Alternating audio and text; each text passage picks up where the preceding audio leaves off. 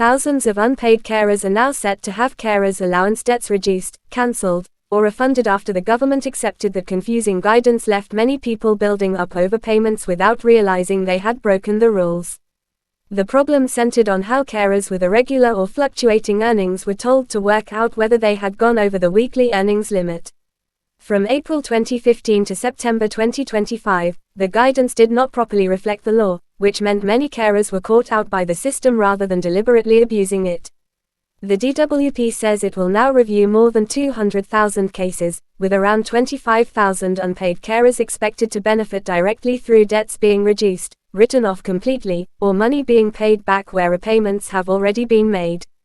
In most cases, carers do not need to do anything themselves, because the department says it already holds the information it needs and will make contact if anything more is required.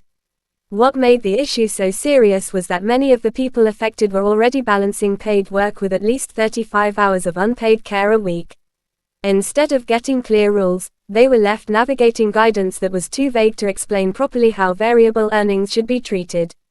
That meant some people ended up with unexpected debts simply because the system was not clear enough about how the limit actually worked. The move follows the government's decision to accept 38 of the 40 recommendations made in the independent SACE review into carers' allowance overpayments in November 2025.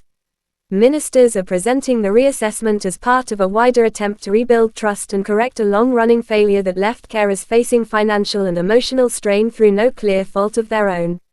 The announcement also comes alongside more recent changes to carers' allowance itself.